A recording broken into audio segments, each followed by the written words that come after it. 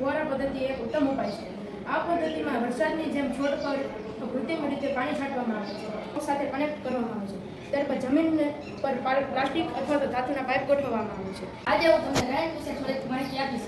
રહેણનો ઉપયોગ જૂના જમાનામાં કરવામાં આવતો હતો, પાણી કાઢવા માટે ઉપયોગ કરતા હતા। આજે હું તમારી સમક્ષ રહેણ વિશે થોડું કહીશ।